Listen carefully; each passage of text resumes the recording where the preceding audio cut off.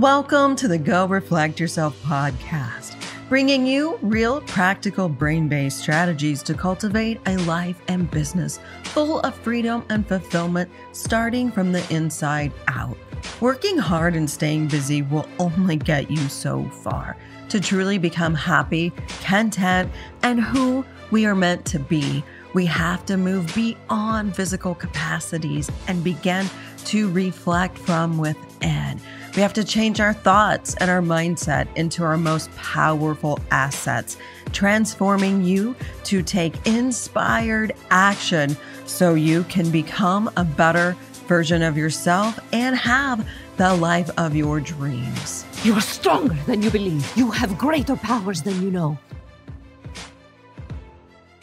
Welcome to the Go Reflect Yourself podcast, where we provide 60-second brain-based strategies for your success in all areas of your life, including wealth, health, business, relationships, and anything else that you might need growth. Go Reflect Yourself was created after years of me being a corporate employee, as well as an independent business owner. And throughout all of those years, I learned that no matter what level of success people had achieved, specifically financial success, typically they were still missing something. They were missing joy, true joy, well-being, fulfillment, and really just happiness. Now, I've spent my career helping business owners grow and leaders and entrepreneurs learn the skills needed to discover their inner brilliance. And that's how Go Reflect Yourself was born. My goal is to help as many people as possible learn the necessary skills to achieve ultimate fulfillment and well-being. And today I have the pleasure of talking with Barbara Gustavson about her perspective and journey in helping others live boldly into their true selves. Barbara is the founder of Discover Next Step. She's a certified leadership and brain health coach. She works with purpose-driven teams where she guides them to be more fulfilled in their roles, no matter what challenge they're facing. She's the author of Permission to Be Bold, this book, which we will go over today. And she's also the co-author of Breaking Average, the 7 critical factors to team strong leadership. So with that, Barbara, welcome. I'm excited to be here, Heather. And I have to say, and this is kind of funny, whenever somebody holds the book up, sometimes the B's covered and it looks like Permission to Be Old. Oh my gosh. Did I do the same thing? Yeah, I know. The thing is, I know there's a message in that for me. So I just think it's funny and hilarious because I crossed over. I'm 50 something now. I won't say how much 50 something, but yeah. I couldn't resist. Permission to be your age, no matter what that is. Maybe my next book. Maybe there's something there telling you that. That's hilarious. I'm so glad you said that because I didn't even notice. And I would imagine that that's pretty common. It is so common. It is uncanny. Oh, that's actually hilarious. And I love the byline, a guide to loving yourself, living fully, and leaving your mark on the world. That's beautiful and brilliant. So let's just start there. Tell me, I've read the book, but people who are listening probably have not. So why don't you just give a little summary of some of the golden nuggets in the book? Sure. So it was a book that I never imagined writing. In fact, I never imagined writing. I wasn't really a good writer in school. I'm one of those who left my essay questions blank. My teachers loved me for that. So writing was not a gift. But over the years, I would say the last 6-7 years, I did a lot of journaling. And the purpose of my journaling, again, I didn't like to write, but I was trying to really unlock some answers, mainly through some early childhood trauma and just through some challenges I had. And the more I unlocked, there was some key patterns that were showing up. And for me, they were my steps to success. And it was really overcoming fears. I was a classic introvert wallflower. I hid behind my roles, noble things, but I got busy doing things. And it was mainly to keep from facing my own pain. So I took these journals and I turned it into the foundation of my book. And I really wrote it in such a way that people could read it, but I really wanted them to customize their own growth plan. So at the end of each chapter, end of each topic, I have questions that they could answer on their own and figure out, what does boldness mean to them? Because for me, I'm not one of those that has a huge, bold, charismatic personality. I didn't think I had a bold bone in my body, but I realized boldness is inside of all of us. And some people call that bravery, courage. I call it bold because I had a lot of fears that held me back. And so for me, it was the internal growth that was hard for me. The things that people couldn't see day to day, hard to go in public, hard to go into college. So what was bold for me could have been easy for someone else, but the other way is true too. What's easy for me might be really hard and a bold step for someone else. So when I look at bold, I look at it as more internal growth that eventually leads to the outside step. So it's really, marrying, combining the internal with the external. And so it's on the lines of thinking different, using your imagination, bringing up those hidden gifts that we sometimes overlook, or maybe a weakness covers them up, creating boundaries, really getting clear on your purpose. So things like that were bold and hard for me. So it's the idea of allowing yourself to stretch, not to the point where you snap, because I've done that before, but allowing yourself to stretch enough. It's uncomfortable, yet you begin to experience these little itty bitty small success, steps. And so for me, it just gave boldness a whole new meaning and really amped up the flame inside me to pass this on to other people who are maybe struggling with seeing themselves as bold, or don't adopt to the idea, or have overwhelm of, or tied to that statement, go big or go home. There's a lot you can do with that paradigm, but I'm not one that subscribes to that any longer. Mm-hmm.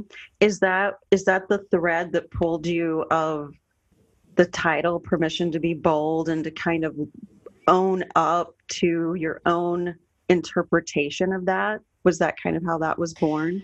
Yes. And so for me, when I look back on my life, I could take these big steps. When I joined the personal development world, I think about the time that we met. It's easy to get caught up in the energy of jump. The parachute will appear. And it seemed like every time I jumped, I went splat.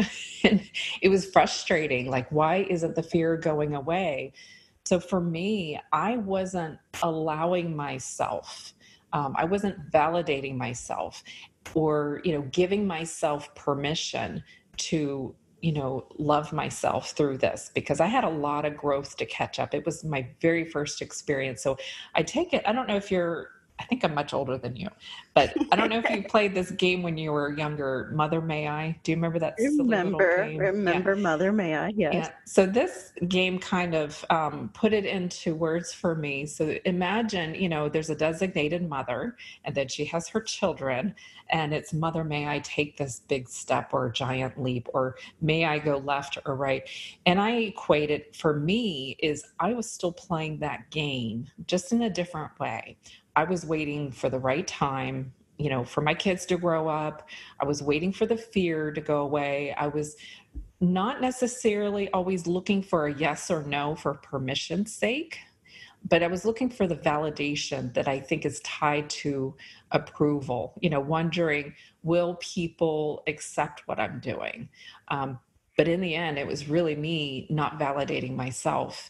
And I didn't have a healthy self-love. I had to go back and define that for myself. So when we hear that statement, intentionality, which is a huge buzzword in our world, I look at it as an umbrella, that there's specific things that we can do to be intentional.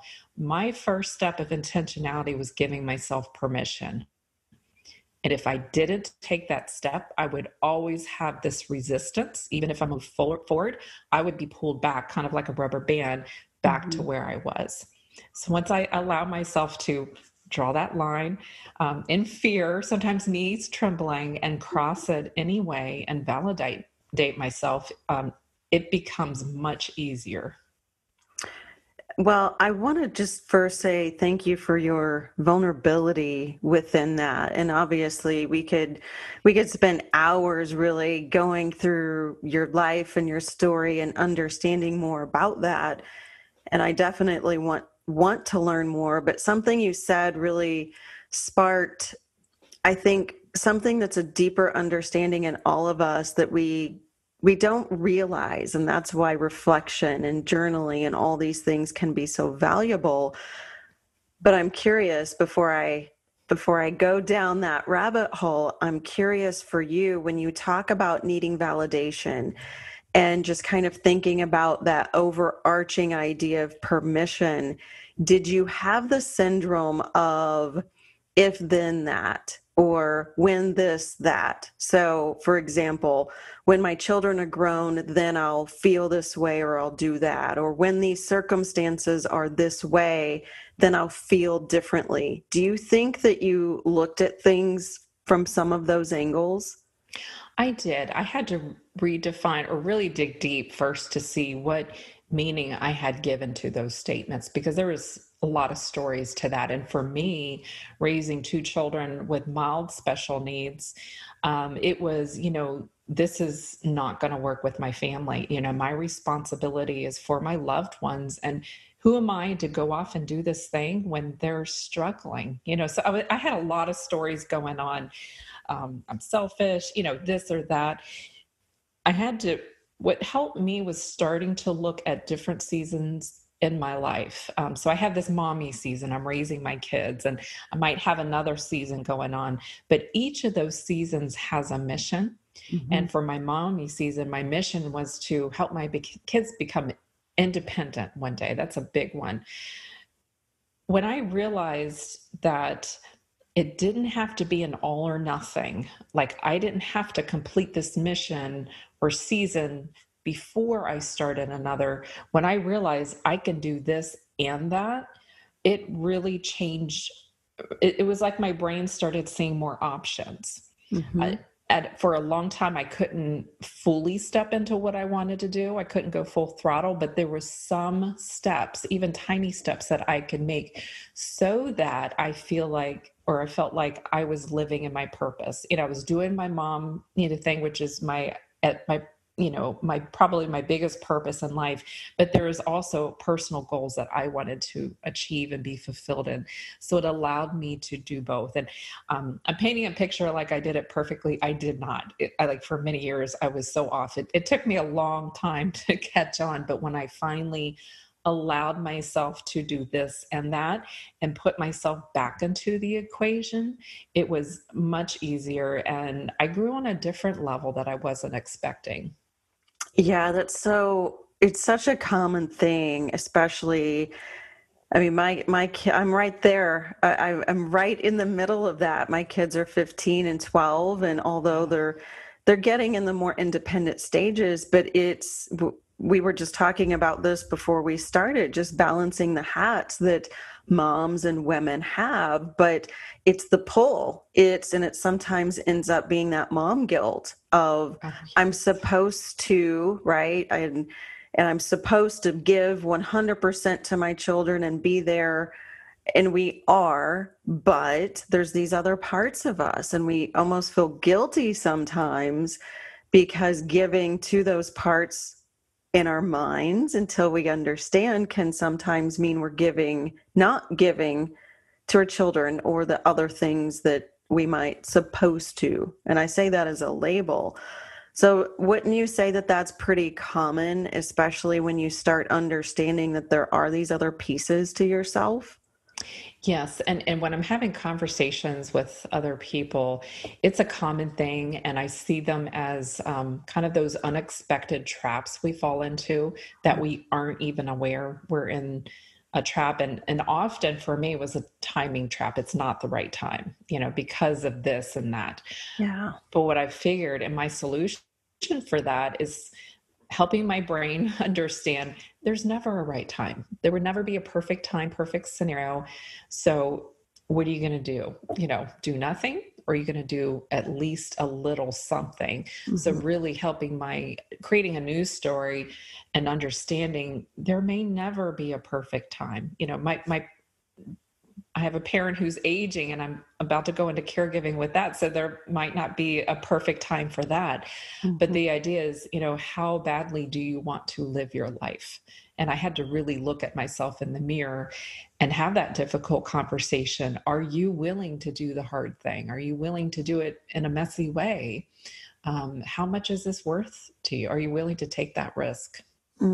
That's beautiful. I love that. How badly are you willing to live your life? Do you find, so let's back up a little bit. You talked about when you really started to go through your own exploration and journaling, and that's really what helped you unlock some of the answers. And then ultimately you were able to create this beautiful book out of it. But when you went back, I'm a huge advocate of journaling. I think there's nothing like self-reflection.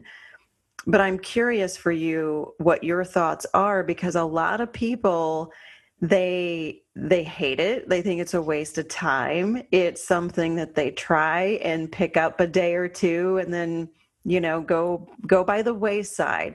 So I'm curious, from your experience, how was journaling for you? And then how were you able to truly use it as a tool to not only create this book, to be able to uncover the things and help yourself? Yeah, so I was one of those who hated it, I'll admit. And looking back, I tried to at first do what the experts say, journal every day, da da da.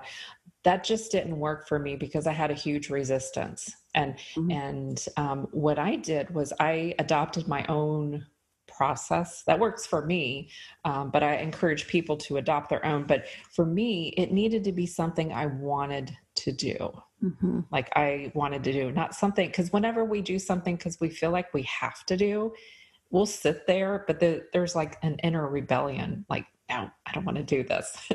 So I really changed, it's like, if I didn't want to write, I didn't write, but I would start, and I just had this amazing mentor that really walked me through the process of journaling and looking at it, not just as a dear diary, what was happening in my day, but look at it as a way to have a question. Maybe it's a struggle that I'm dealing with, like, a problem that I'm working through, and starting with one question to myself. And when you ask a question, it's almost as if your brain immediately begins to search for an answer. And even if it doesn't come up right away, when you create the space for an answer to come, often it'll come right there. Sometimes it'll come a couple of days later, when you're driving or in the shower. But what I found is by writing down a question and just starting to write, there's something about the power of writing. I begin to unlock my own answers. There's this inner wisdom that just starts coming out. And I know people believe in different things. I believe it's God, but it's, something greater than us that is just willing to communicate with us. And I find that happens through, the pen on paper. Yeah, I agree. And thank you for that. It is such a powerful thing.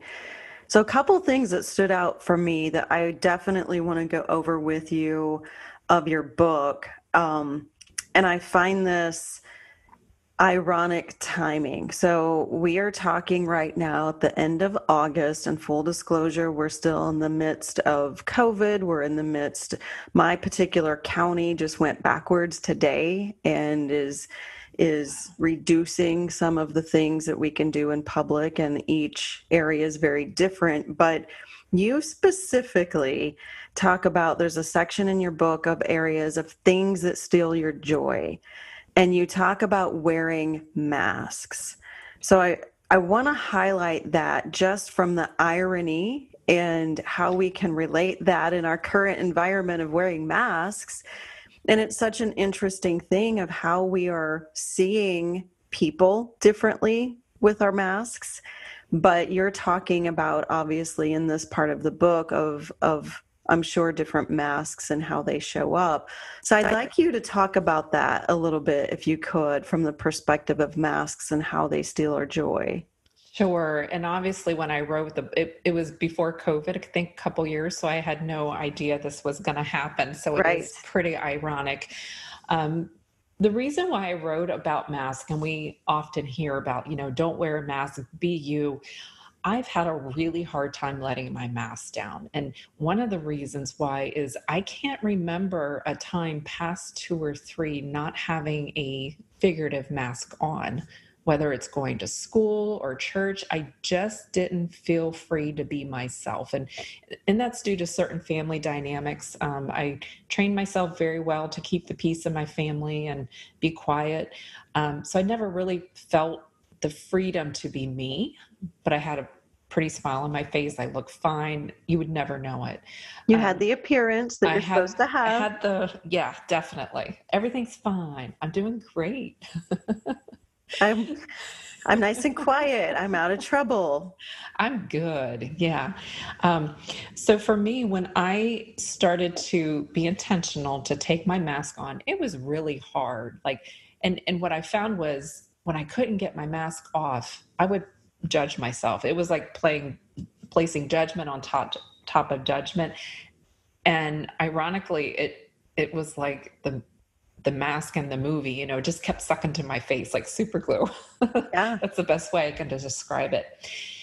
I have a friend who helped me realize that, and she does this cool little talk about the mask we wear, and she makes peace with her masks. In fact, she's given a personality to every mask she puts on. And it really changed my thinking. And what happened was I began to laugh at my mask. It's like, oh, there you are again. Hello. You're right in my face. And so I had started having these lighthearted conversations with my mask. And I started learning a lot about myself. And what I realized was I could give myself permission to keep my mask on if I choose or not to. And so I let go of the expectation that they would go away completely. I just did. And I started telling myself, what if I could wear my mask a little bit less today? What if? And I just started playing with those conversations. And over time, it was just amazing how they would come off more easily. And I started to see this authentic person I feel like I never met before. So it was kind of a fun kind of I don't know, a lighthearted conversation that has allowed them to come off. And I find that they're off a lot longer, long periods. And sometimes I surprise myself. And then sometimes I'm like, oh crap, there you are again. Pesky mask. You keep Yes. showing back up. Yes. That's, it is ironic because we are in this environment where we have to wear masks when we go out. And I find the irony in that. I'll keep saying that word because it's kind of so apparent that my brain's having a hard time wrapping around it. But a lot of people really enjoy hiding also right now with those masks because then people don't really see them fully. Yeah. So we've got this figurative mask we wear and we have this physical mask we're wearing right now. And I'm seeing some people that really enjoy that because they can hide. And I've done it too. One of the things that I do not enjoy doing is going to the grocery store. So when you're going through the grocery store and you can wear your mask, you kind of feel like you are hiding or you've got this thing around you. So what I'm getting at in saying that is what I'm hearing you say is the process that you've gone through really started with the awareness of your thoughts and the awareness of your masks and when they showed up and how that they might have stolen your joy or taken from you. And instead of calling them names, saying they're bad, placing these things on them, making peace with them and understanding, and then how they show up and when. Is that a fair summary? Very fair. I think awareness is it's the most important first step of anything, because if we don't understand what's happening, we won't know how to change it. And one of the a writing practice I do is when my anxiety kicks up, like when it's in full swing, I will write down, I'll write it down, I'll label it just to become aware of it. And the interesting thing is, and they've been proven by, becoming aware and acknowledging it, when you tie those two things, it starts to calm down the amygdala, the fear center of the brain. Doesn't completely take it out, but it calms it down enough so you can utilize another tool to get it even at a calmer place. Mm-hmm. Yes, good old mindfulness coming into play. I can see your brain just going right now. I'm trying not to comment because it would take me, I would go in a 3-hour rant about the brain, and I'm sure you could too. Let's talk about that though. I think that's a great segue to talk about you're a brain health coach. Explain what that means and how you incorporate that in what you do. Yeah. So early on, when I went through the leadership development and coaching certification, that was such a fabulous experience because it really helped me gain the skills and the foundation, the communication piece of leadership, and to be able to take that in. What I noticed for me with my struggles with attention, anxiety, focus, ADD. I have one of those brains. If you think about the mindset and the decisions, you have this software going, in your mind. You have this knowledge, you're able to process creativity, but there's also the hardware, which is the brain. And if there's something off in the hardware, it's going to affect the operating system and the software. So for me, I had some things going on in my brain that I didn't know about that was affecting my ability to coach, to speak, to prepare.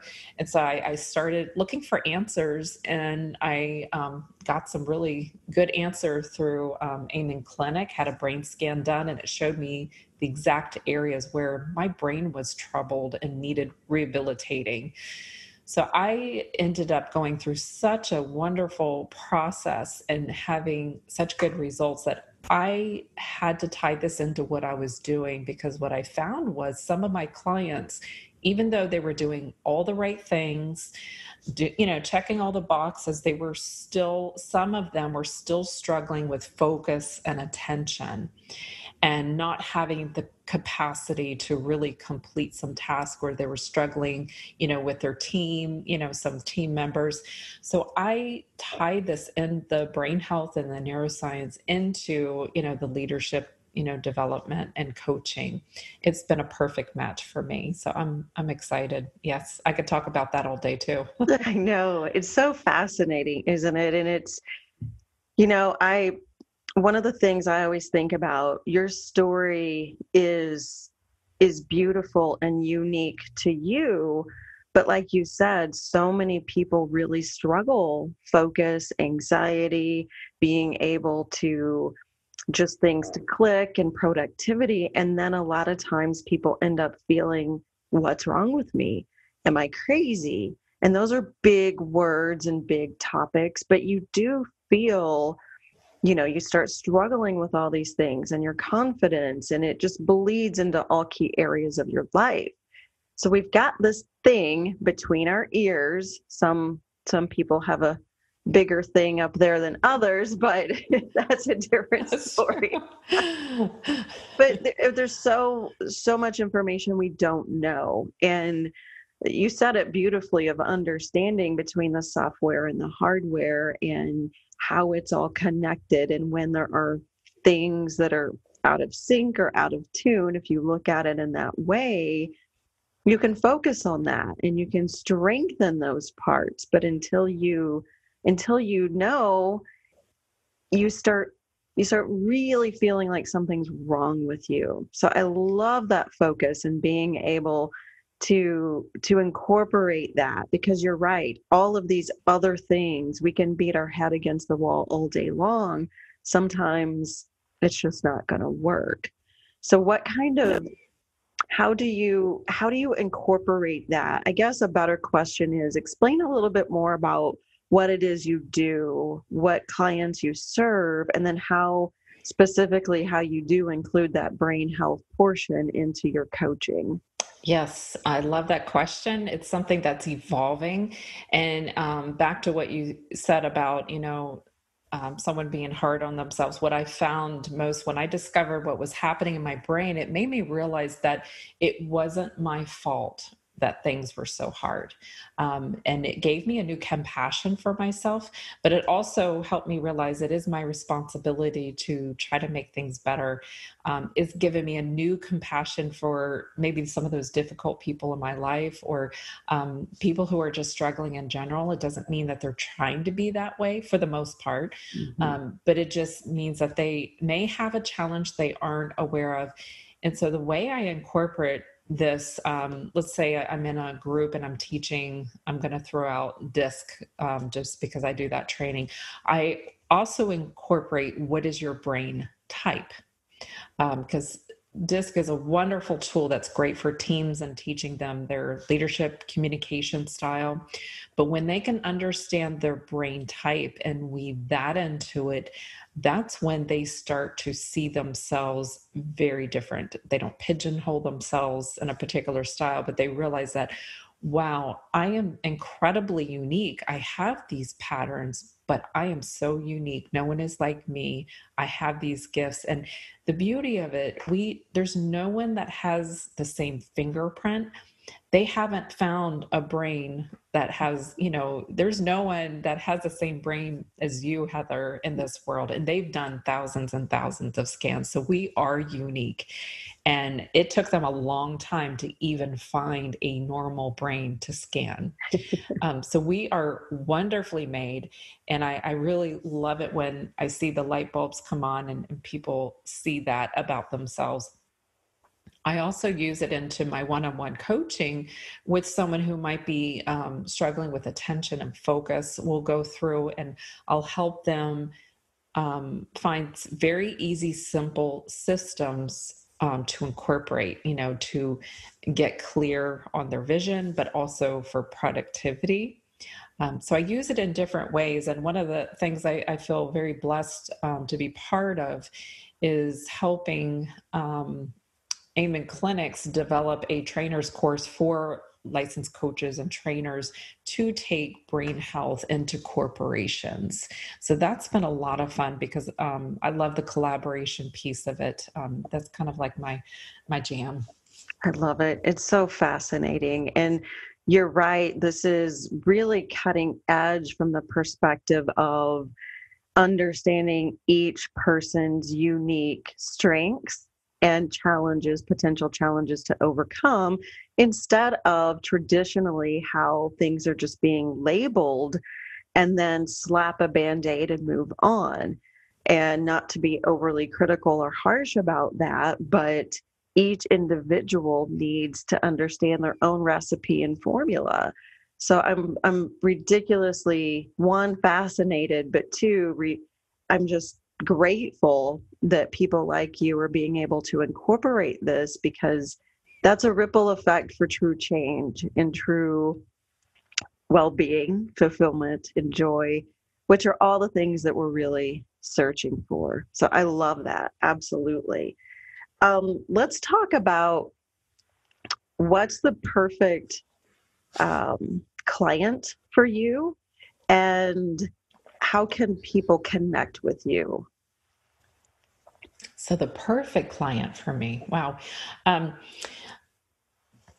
So I work with, I would say, 4 different customer segments, and they're all part of this ecosystem that are providing solutions for someone who's going through a challenge. So one of those is, it could be for a parent, especially a mom who's caring for a loved one or aging parent, and she wants to grow and thrive, maybe work, and she's needing her own process. She's in that season of care, but she wants to grow too. Another is the medical professional who is providing support to that family or to that person who's facing a challenge, and their team is needing to be optimal. There's a high rate of burnout in the health and medical profession, so really helping them with self-management, sustaining their leadership as well. And then there's the coaches who are in there and helping their clients through their challenges. Coaches need coaches too. I have one. As do I. Many, actually. And then there's businesses, amazing businesses out there that are creating and innovating solutions for people who have various needs, and supporting families.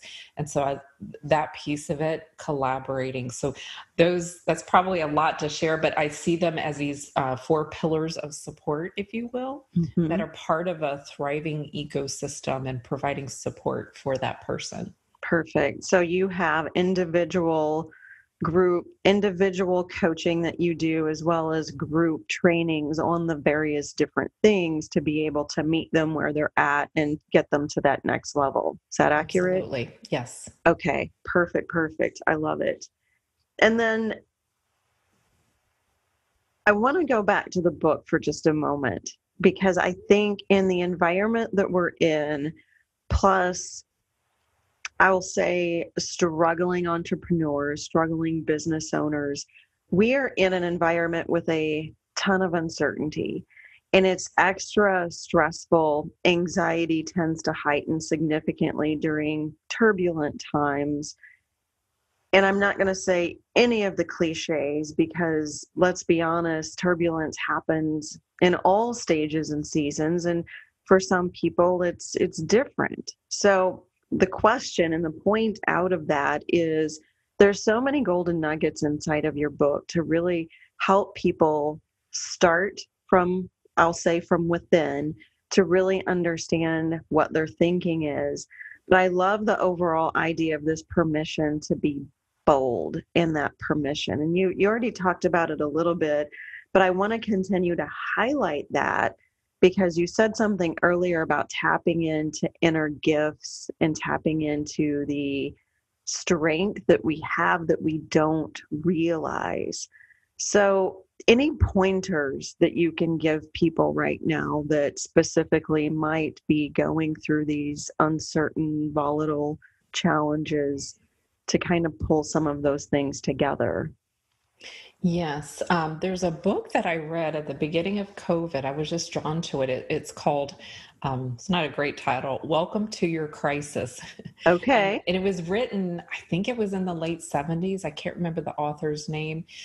In there, she had some exercises, and since then I've adopted it into my business. But it's this idea of, we aren't the same people when we're going through and after a crisis. We're no longer the people we used to be, and that could be really challenging, especially if we were trying to get our lives back. We're trying to go back to the way things are.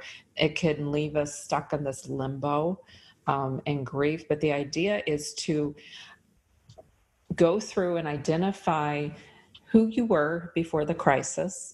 Who was I before the crisis? Who am I now in this moment? And it could be, a struggle. What do I fear about that? And then who do I want to become? So really looking into, who am I becoming in this? And I know I'm going through this kind of fast, but the thing is, it really gets us in the space of thinking further. I'm becoming, each time I go through the crisis, I can either stay stuck, or I can allow it to transform me into someone better. So those, there was a study done with some, I think it was cognitive behavioral therapists, a group of them, and they did a study on the effects of self-reflection. And what they found was, when they went back to a time in their life where it was a crisis and they wrote about it, if they did not go through the self-reflection questions, or the crisis, they actually came out weaker. That's what they found. They came out weaker if they didn't stop and reflect. And then there was two more groups. There was one group that would go and like breeze by the question. They would answer a couple things. Nothing happened. Nothing changed. It was kind of a neutral. But the ones that went really deep, like they took their time and they captured, what the lessons was, what they learned, they came out significantly stronger. And that spoke to me that all the journaling, the self-reflection that I've done has been a fertile soil for me to really birth who I am today. So it was really neat to see that had been done in a formal study. And that's something that I do a monthly reset for myself. I've done it for about 4 years, and it really showed me why it works. And so this is I think, an amazing opportunity, even in this dark time, to reset ourselves, even have these little mini resets. So when things do pick up, we have the capacity to take it on. Because right now, we all have a certain capacity, but it's like shrunk. Our attention capacity, energy capacity, emotional capacity, thought capacity, it's really shrunk. So we have the ability to expand and maintain our capacity so we can take on these new opportunities. That's fantastic. I have some more questions that you just prompted inside of that, but I want to do a quick time check. Are you okay on time, or do you have a hard stop? I'm good. Okay. I'm here all day if you want, but I know that you don't want me all day. I'm sure we could get on a tangent to do that. I just wanted to be completely aware of your time and honor that. So talk about the monthly reset, because I think, first of all, thank you for sharing that book, Welcome to Your Crisis. There's a lot of studies that have been done showing the effectiveness of journaling. And so I'm always curious, especially books that are older in nature, that really incorporate that sometimes without even knowing it. And then super fascinated, clearly you've been doing this for a significant amount of time, not only helping you personally, but then again, created the roadmap, if you will, for you to be able to share these. So explain the monthly reset. What does that look like for you? Yeah, so about 5 years ago, I was caregiving for one of my sons, and he was homebound, and it was a scary time for all of us. Mm-hmm. And I found myself at a place where my health was not well. It was during the time I was writing my book too. Oh my. And my health was declining, but I found myself suffering right alongside him, and I felt imprisoned in my home, and I needed to desperately start getting away for my own and health and well-being and for my family. So I started getting away on these monthly retreats, just kind of sanity retreats, to be honest.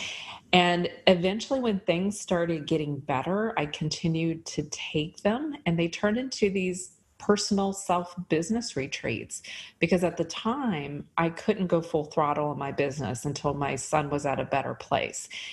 I had to get really creative. I found that I felt better in nature, and so I started combining coaching and nature, and it ended up being in kayaks. I ended up partnering with an outfitter. We did these women's groups. And so by taking these mini resets, a lot of ideas were birthed. And it just has been my happy place. Sometimes it comes at the worst time, but I never have regretted getting away. Another thing I had to give myself permission to do, because as a mom, you feel guilty going away when anything's wrong with your children. So it became my sacred space and time. I've been doing it during COVID. I found a place. For the first couple months, it was in my hammock, different part of my yard, but it was a place for me to disengage and get out of my own four walls. And I don't know what happens in the brain, but something creative starts to spark when you give it a new environment, and one that is conducive to your thinking and growth. Mm-hmm. Yeah, if you look back through ancient philosophers, they don't go to the city to find themselves. They go on walks and Oh, hikes wow. and nature. And, if you Cool. just think about some of the great thinkers of our times, never was someone standing in a cement parking lot in the middle of the city and had a brilliant idea, right? So I love that. And just, if we look at things, the continued thread of creativity and connection with nature is a beautiful gift. So are those when you go on these, we'll call it sanity retreats, are you going a day, a 2 day? Are you physically leaving your house? You mentioned your hammock, which I've seen pictures of you in your hammock, and it's a beautiful, beautiful spot. Yeah. Super jealous of your views, but Oh, just kind of give some ideas, because especially busy moms and dads too. This is not a yes, mom only thing. Dads need these absolutely. breaks as well, but just give some ideas of different things that you've done that some people maybe not have thought about. Yeah, so in the past, and and have one coming up soon. So I have been able to take overnight or weekend trips. Those were a little bit more seldom. Thankfully, my husband was very supportive of that. Um, Often they've been day trips, and when I haven't been able to leave town for, I needed to be close by. I've gotten like on the outskirts of our town. I have a friend who has a cabin on our property. I'll stay there for a day. Did that week before last, and it was amazing. In a couple of weeks, I'm going away again. This time it'll be 4 days because I can't wait. It's been a while since I've been away. So that'll be a little bit longer. So it really depends what's going on. But the thing I found most, and people I've heard this a long time, is like they'll have this intention and then something important will come up. So the way I've been able to do it is I sit down a couple times a year and I go ahead and block off that time. I make it non-negotiable. Like only occasionally have I had to lift that because of an emergency, but I make myself the most important client. And I realize if I don't fill myself continually, I'm not going to be able to help my clients or my family the way that I want to. So making myself, putting myself first, which was hard to do, but with realizing putting myself first, it's going to overflow and benefit other people. So needed. And wouldn't you say a lot of the lack of doing that contributes to burnout? And then sometimes the recovery period, especially when your adrenal system is overly heightened and you're at that over state, it takes a long time to reprogram the brain back to a little bit more of a calming state. So I love that. And And yeah, having that it is, non-negotiable is a huge factor. yes. And I have a mentor who shared, in fact, we've had the same mentor in the past. He's like, listen to the whisper or wait for the 2x4. And Right.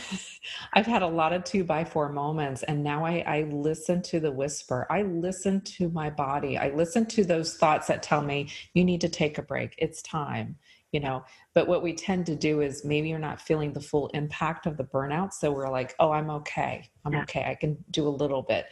But I've waited too many times to get to full burnout and adrenal fatigue or near failure. And I pay attention to that whisper. Yeah. And it's really hard to connect to It that is. whisper, It really especially when is. you not only have your own masks, but you have other masks that you're trying to balance with people and just the demands. And for me, I've been a single mom for a really long time. So I've got the additional pressure. And I know there's a ton of people that have way more pressure and stress, and it all adds up. It's this compound effect. And to take that time, you reminded me, I was just talking with a close friend this week, and she was talking about over the weekend she felt like something was wrong with her because she was just in a really bad mood and nothing was right, and she was angry at her husband and her kids, and she said, what is wrong with me? And I said nothing. First of all, you're normal, you're human, it's okay. but you're not giving yourself time to reset. And when she has that idle time, listening to the whisper gets really scary because you're not used to it, because we're on this overdrive, and we're taught to be on the overdrive because you hustle and you bustle, and if you're not busy, you're bad. So I love that. I absolutely love that. Um, okay, a couple weird questions for you. Okay. What is something that you've done or that you're doing right now that others might kind of look at you crazy or say that's ridiculous? Can you share Oh, anything wow. in that in that thread? Crazy ridiculous. Yeah. So I will share there's a group I've been collaborating with for a few years, and it hasn't gone full blown, but they're innovators in virtual reality. So I've been just fascinated about what they're doing to use virtual reality for good. And these are people who have been pioneers in the industry for years. One of them in the gaming, he did part of Downtown Disney. The other one is grandfather of virtual reality. He and three other people discovered it. So they've teamed together to help people who are going through challenges, help use for education. And I've been able to collaborate and just hear some amazing things that are doing. So some people may call that kind of crazy, but the cool thing is, like 4 or 5 months ago, people would have called that really crazy, but now they're seeing it needed because they're looking at, and they've already started having these virtual communities. So I can coach someone, in VR, which is really cool and fun. If you've never tried it, it's amazing. It does feel real.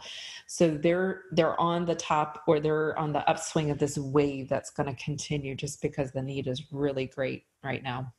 That's so fascinating. So I'm seeing you deliver a speech in a crowd of people and no one is in the same building. Is that an accurate mental image? Yes. Yes. Mm-hmm. They've That's created these little meeting rooms where people can come inside. You have little avatars and you can look around the room and you can interact with the environment. It's pretty fun. Oh, that's amazing. So is that something that is going to become more readily available? Is this being tested? How is it being utilized? Yeah, some of it is, a lot of it's being built and some of it's being tested and tried out. I did a fireside chat, or I watched a fireside chat, but one of the creators took me into this really cool room. They actually had built a moon bounce. And so we were jumping on the moon bounce, and it was like you can see yourself going. It was the coolest thing ever. So they built this playground. So it's just creative people having fun, but they're doing good with it is for a purpose. You're so right that 6 months ago, this conversation, people would have thought, that's weird and that's a little off your rocker. But now we're really kind of desperate for experiences and we don't have the same opportunity right now. So what a better time to be able to have virtual experiences and incorporate that into what I'll call normal life. And it's a way to connect. And the cool thing about virtual reality, it activates all the senses. So it is truly a reality experience in some sense of the word. Oh my gosh. So can we have virtual working out so you don't actually have to physically show up? Is that possible? Probably, but what I am looking for, and there's a couple of apps, is a virtual beach. So I can sit and do my, meditation, and just have that peace and calm. I Yeah. love it. Yes. Absolutely. Take me away Take to me the away. beach any moment. Yes. So we like to end with a takeaway. And so I'm going to ask you if you have one or two, if you want, a takeaway, maybe a 60-second strategy that someone can use to think about, to implement something that could be of benefit, but quickly. Yeah, so I have a 2-minute strategy if that's okay, but Sure. it's one that has been like a game changer for me the last few months. We talked about capacity before, and I was having a conversation with someone in the medical field, and I'm not sure if this is accurate, but before they were saying, the goldfish had an attention span of like 6 or 7 seconds. We have less than that now. Like our attention capacity has gone way down. And what I'm finding for myself and hearing other people is where there's this conflict avoidance. Like whenever we feel overwhelmed, many more of us who are able to cope with that are avoiding tasks that bring on any kind of overwhelm because we're already feeling very taxed and drained from that. So another person that I follow is, I think it's David Allen. He has these wonderful productivity tips, and there's one called the 2-minute timer. And all it is, it's nothing earth shattering, but all you do is take that task that you're avoiding and putting off, and for only 2 minutes, start it. This could be going, action or preparing for it, but only 2 minutes. And when that timer is up, you have permission to turn it off. And then you can start another 2-minute timer. Or if you're on a roll, you can keep going, because often it's the getting started that's stumbling people. They know what to do. It's the getting started that's harder. And so once they've gotten started, and you probably know about this, when you reach a 2-minute, even just 2-minute, you get a dopamine hit just from 2 minutes. And what that tells your brain is, ooh, I like that. Give me another hit. And so you're creating these little tiny small incremental steps of success. And when you do that frequently enough, it's going to set in a new pattern, and your brain is going to see that as safe, and it likes it. I love that. And the key is giving yourself permission up front. 2 minutes. Okay, that's it. I know I'm avoiding this. I know it's something I've been putting off. I'm going to do it for 2 minutes. So it's first having the cognitive awareness and say, okay, I'm giving myself permission. At 2 minutes, I'm done. Yes. There's a higher likelihood that after 2 minutes, you're probably going to keep going. But it's okay if you don't.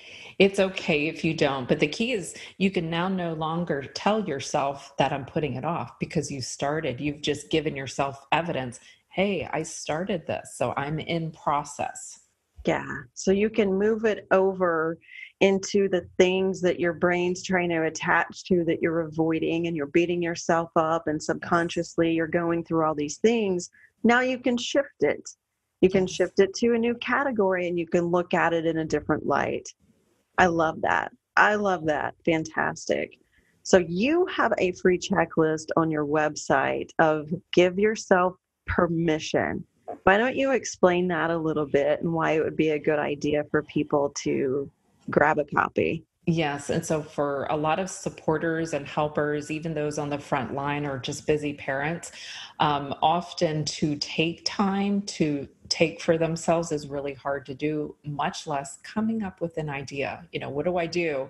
And so what I decided to do was create a checklist of ideas in the categories of ideas for your mind, body, or soul. So it could be anywhere from healthy eating to other things that you want to incorporate, even just soul giving stuff, and to check off the ones that resonate with them. They're short and easy. And then there's blank spaces for you to come up with your ideas. So you just print it out literally. There's 99, not to overwhelm people, but to just check off one thing that they'll do today. And they can find that on my website. You scroll about halfway down, and then you just download it from there.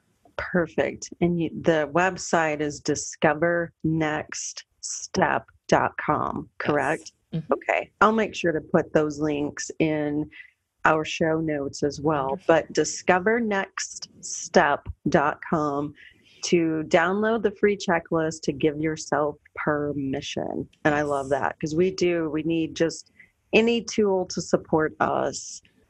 And that's really what we're doing, is we're building this reservoir. If I can't even say that.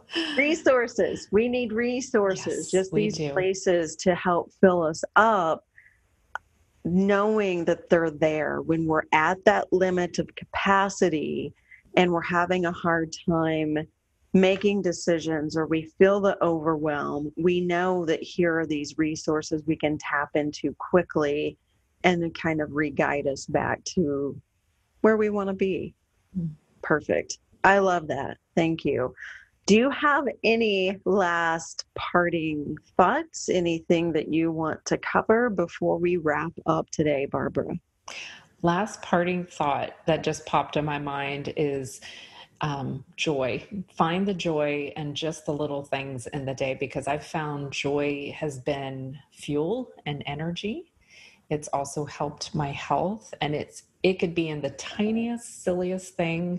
Doesn't mean you have to walk around being happy all the time, but it could be a cloud in the sky, a bird, or just really savoring a moment with someone, holding that moment just a little bit longer before it passes away.